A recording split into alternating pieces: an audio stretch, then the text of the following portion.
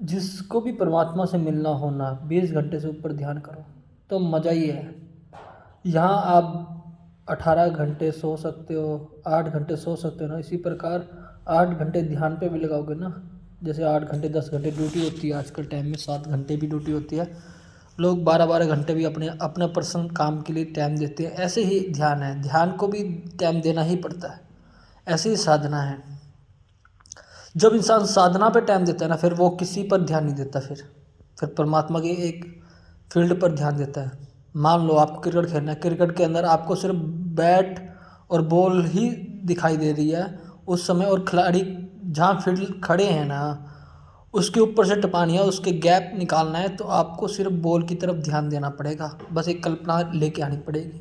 इसी प्रकार परमात्मा की जो भक्ति करता है ना इंसान, तो सिर्फ ध्यान सिर्फ परमात्मा पर ही दिया जाता है। तीसरा पर्सन कोई नहीं होता उसके अंदर, कोई अटैचमेंट नहीं होता। तब जाके मंजिल को तय करता है इंसान, आगे की गति को पा लेता है। जब मैं ध्यान शमशान घाटों में किया करता था ना, तब मैं किसी पर ध्यान नहीं दिया करता कि मेरे बारे में कौन क्या सोचेगा। मैं कभी नहीं सोचता था कि घर वाले क्या सोचेंगे, मेरे घर के बाहर वाले क्या सोचेंगे। कोई कुछ नहीं फर्क पड़ता था। ऐसे ही ध्यान है। जब मंजिल को तय करता है इंसान धीरे धीरे धीरे धीरे, तब जाके अपने आप को उसके करीब पाता है। और ये ध्यान ऐसी चीज़ है जहाँ पे आप 18 घंटे करोगे फिर भी कम है, 20 घंटे करोगे फिर भी कम है, 24 घंटे करोगे फिर भी कम है। लगातार कंटिन्यू करने से इंसान की शक्ति का अपनी शक्ति का एहसास होता है।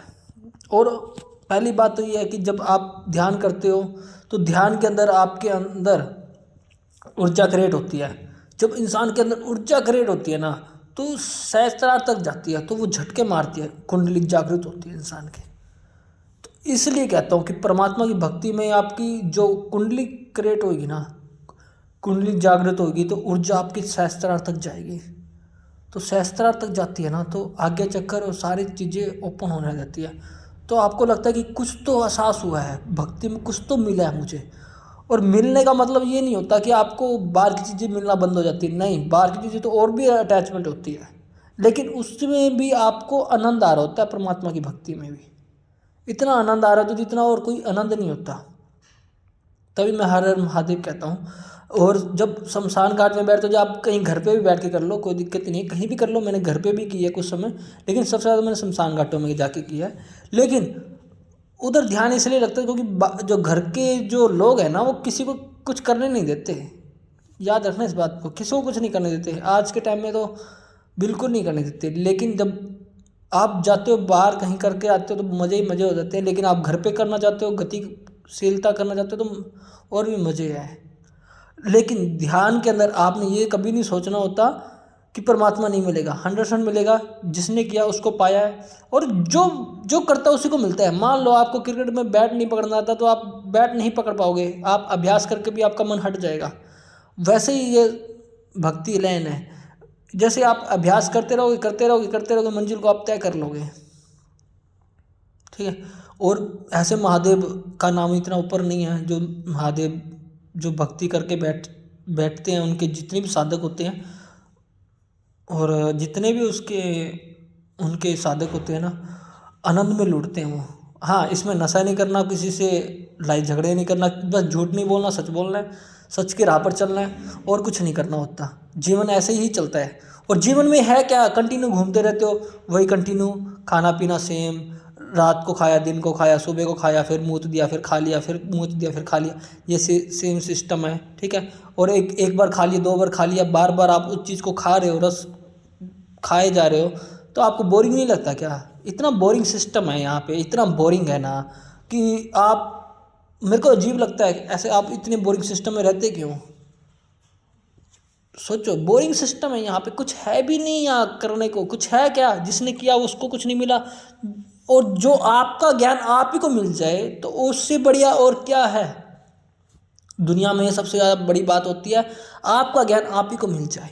आपका ज्ञान मतलब कि जो आपकी बॉडी में जो फीचर हैं, जो आपकी बॉडी में जो हैंग हो जाती है, आपकी बॉडी पल भर में हैंग हो जाती है, काम करती नहीं है, कभी आपके गोडे दर्द हो रहे हैं, कभी आपका सिर दर्द हो रहा है, कभी आपको बुखार हो रहा है, कभी आपको जुकाम हो रहा है। ये हैंग नहीं तो और क्या है सिस्टम है।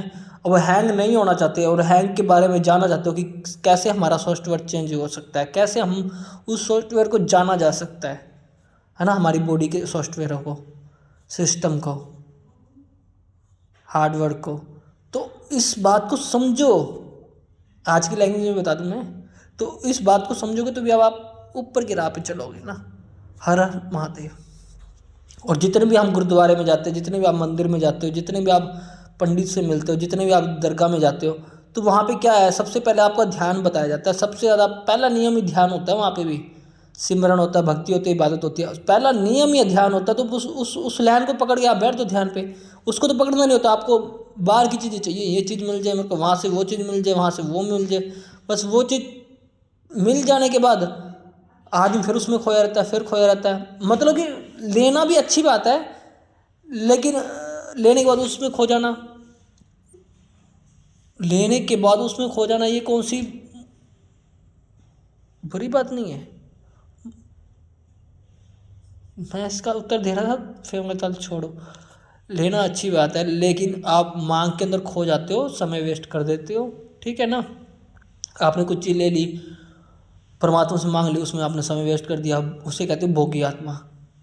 ठीक है, कुछ नहीं मांगना होता, परमात्मा से मांगना होता है भक्ति। जो पहला शब्द होता है, जो वहाँ पे आप गुरुद्वारे में जाते हो ना, आप मंदिर में जाते हो, पहला शब्द होता है ध्यान। कभी भी देख लेना, गुरुद्वारे में भी ध्यान, महादेव का पहला ही ध्यान था। शेरावाली माता का भी पहला ध्यान था कि वो भी एक गुफा में बैठ के ध्यान किया था उन्होंने भी। ठीक है, महादेव भी एक जगह जाके ध्यान में करते हुए नजर आ रहे हैं। राम जी ने भी खुद ध्यान किया है, उनके गुरु ने करवाया। लेकिन आप तो ऐसे हो जैसे कि बस बिना ध्यान करके सब कुछ मिल जाए ना, ना ऐसा कुछ नहीं होता। ऐसा तो संसार में किसी को कुछ मिलता ही नहीं बेटा, कभी नहीं मिल सकता।